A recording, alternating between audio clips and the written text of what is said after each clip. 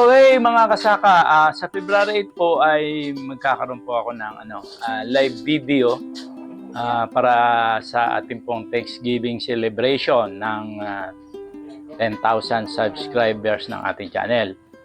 At bilang pasasalamat po sa inyong pagtitiwala at suporta, ay mamimigay po ako ng 10 sets ng 40 pieces ng dragon fruit cuttings. Good for sa 10 poste po yan. At plus 1 kilo po ng luya na pang intercrop. Binhi po yan ng luya. Gusto ko po kasing masubukan din ninyo yung kung paano yung po ginawa ito. At makita nyo kung effective ba o hindi itong ganitong sistema ng pagsasaka. Inaasahan ko po kayo sa February 8. Magkita-kita po tayo doon. At syempre, ang mananalo po doon ay meron lamang po sasagutin na trivia question about sa organic farming, sa luya production at sa dragon fruit production. So, kung hindi pa po nyo napanood, panoorin ninyo, balikan po ninyo at reviewin nyo. Kasi po doon po manggagaling ang ating mga tanong na magbibigay sa inyo ng para makuha niyo yung panalo. So, unahan lang po ang mangyayari doon. At yung pong detalye ng yung mechanics po ay tingnan na lang po sa description box. Nandun po yung detalye kung paano kayo magjo-join at paano i-claim yung inyong mapapanalunan doon sa live video. Salamat po, maraming salamat.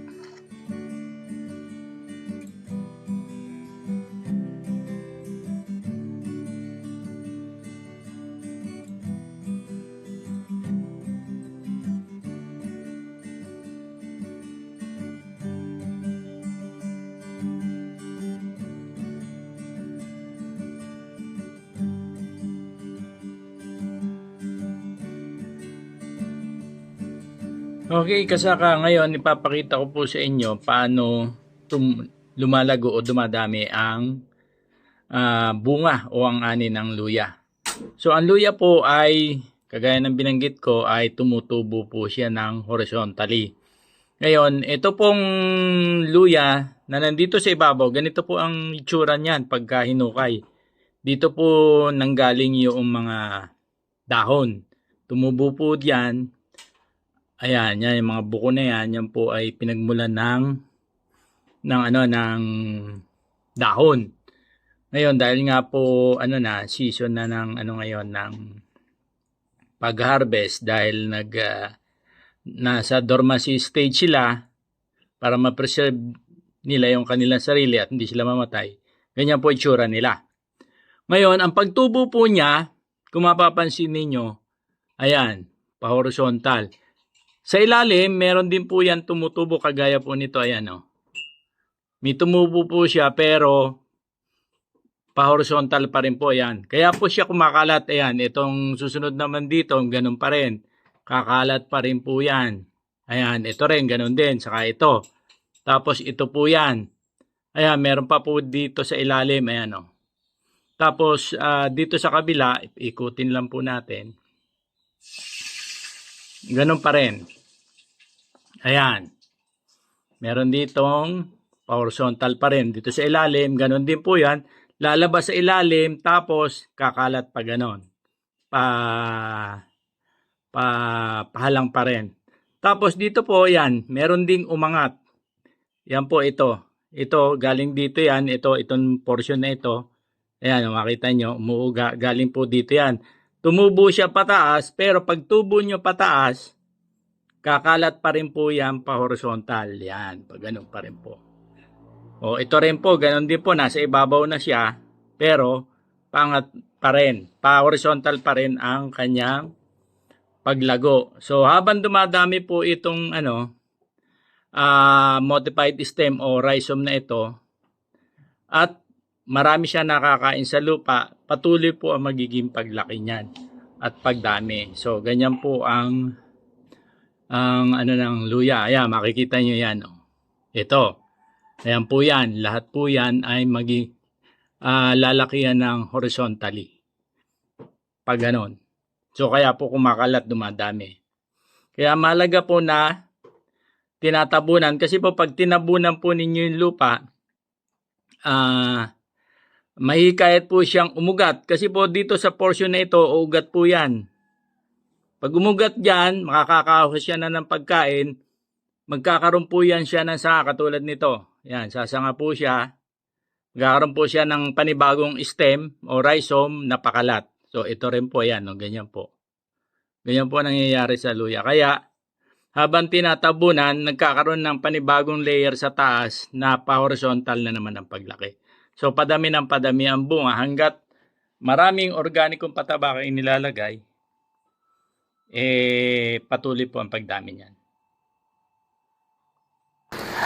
Okay, kasaka, napag-usapan na po natin yung mga katangian at kinilala po natin yung luya ngayon. At saka kanina, banggit ko na rin po, ano ba yung mga ideal condition para maging maganda ang tubo at magbigay sa atin ng magandang harvest na luya. Ngayon, ang pag-uusapan naman po natin ay yung sekreto namin sa pagtatanim ng luya. So, number 1 po ay yung sa land preparation. Sa land preparation po, dapat maganda na. So, anong ginagawa natin? Unang-una po, i-clear natin yung ating area na pagtataniman. Tatanggalan po natin ng damo. Pero, yung pong damo na nilinis nyo, huwag po ninyong itatapon. Ilagay lang po nyo sa isang tabi, ipunin nyo sa isang tabi, at yan po ang gagawin po nating green manure. Ibig sabihin po, i-incorporate po natin sa lupa yan. So, bubungkalin po natin yung lupa. Dapat po mabungkal natin para maging loose yung lupa. At pagkatapos po, gumawa po tayo ng hukay na paglalagyan ng mga sa gitna po. Sa gitna ng plat, doon po nyo ilalagay yung mga damo na binungkal na tinanggal nyo doon sa paligid. So, ganyan po yan. Halimbawa po ito, sa gitna po niyan, katulad po nito, ang preparation po nito ay nasa gitna po yung mga damo, tapos nilagyan po namin ng ng mga chicken manure at saka po yung rice hull, at saka hinaluan na rin po namin ng carbonized rice hull. Saka po namin tinabunan ng lupa at saka nilagyan ng mulch bago po namin tinaniman. So, ang ginawa po namin 2 weeks to 1 month bago tinaniman. So, by the time po na itanim po natin yan, nag-start na po yung decomposition ng lupa. Kaya po pag tumubo na po yan at lumalaki na, available na po yung mga nutrients sa lupa dahil na-decompose niya. Na-process na po yan ng mga organism sa lupa. So, ganun po yung sa land preparation namin. Okay mga kasaka, ang susunod na tanong naman po, kailan kami nagtatanim ng luya? Kasi napaka-crucial po nung period kung kailan kayo nagtatanim. Kasi po ang luya, gusto nga nila ay mainit na lugar at mataas ang humidity pero masama-masa ang lupa para sila ay lumago na maganda. So, nagtatanim po kami, nag-start na kami ng April. Tama-tama po yan, pag unang buhos ng ulan, ma-activate na po yung luya, mag-start na po siyang tumubo. So kaya po kung magtanim kami ay at ang ideal na humidity nga po temperature niya 25 to 32 degrees. So yun po yun. Kaya napaka-importante po na kung magtatanim kayo, yan po, yung period na yan para makasigurado po kayo na magiging maganda ang inyong harvest. At saka po yun, mahaba yung growing period niya. Dahil kapag nagtanim po kayo ng ng mga August, po yan, napakaiksi na po yung paglaki nila dahil pag nagtagulan po yan, dahil pinipreserve nga nila yung kanilang sarili na wag sila mamatay, so po yan, magiging dormant po sila. So, mapupunta po sila sa dormancy stage, hindi na po sila tutubo at yung kanyang mga dahon maninilaw na hanggang ipipreserve na lang po nila yung energy nila at mag-iintay po uli yan ng yung tag-ulan na ulit, yung papasok, yung iinit saka magtatag-ulan. Okay mga kasaka, pagkatapos po nating may prepare ang lupa, mataniman natin, siyempre depende nga po doon sa binhi nating itinanim kung anumang variety yan. At siyempre quality na binhi ang dapat pong itanim natin. Ngayon, ano naman yung maintenance and care natin sa sa pag-aalaga ng luya. Okay mga kasaka, sa unang buwan po ng pagtatanim ng pagtubo ng luya, ay lalabas na po yung labong o yung shoot, pero usually po mga isang peraso pa lang yan, isa o dalawa. At nagde-develop pa lang po yan ng ugat. So ibig sabihin maiksi pa po yung ugat yan at bago pa lang po nag-uumpisa magkaroon siya ng rhizome o yung pong tinatawag na modified stem. At ang maintenance po niyan, syempre dadamuhan po niyan. Dadamuhan po natin yan. Tanggalan ng damo para maiwasan po natin na makipag-compete pa yung damo doon sa sustansya na meron sa lupa na sana ikakainin ng luya.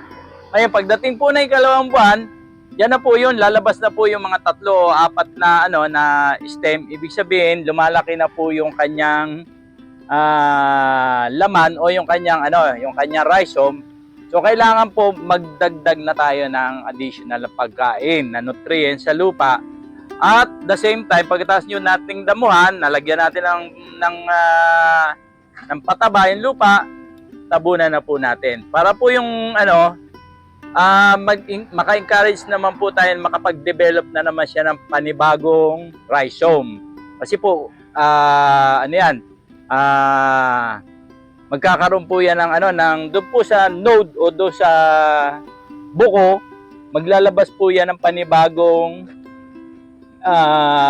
shoot or labong na yung magiging dahon siya eventually at yun kakalat na po ulit, panibagong kalat po ng luya yan. So every time po na every month po na maglilinis kayo, additional lupa lang po, dagdag lang po ng lupa para yun ma-encourage nga po natin ang pagdami ng rhizome na siya nating hina-harvest. Ngayon, pagdating naman po ng 4 to 5th month, yan po nagpapalaki na po siya ng rhizome o yung laman niya. Kaya kinakailangan po magdagdag na po tayo ng pataba na mayaman sa potassium. Halimbawa po yung mga binulok na mga dahon ng mga binulok na mga prutas, yung kanyang mga anong tawag dito? Yung balat niya, o kaya naman po yung finerment na fruit juice, idilig nyo. So yun po ay makakatulong sa pagpapalaki ng laman. At the same time, kasi po yan, nag-uumpisa na po siyang mag-produce ng mag-stock ng starch sa kanyang stem, dahil kakailanganin po niyan pagdating ng harsh climate o yung masamang panahon, at para maproteksyonan nga po niya yung sarili niya.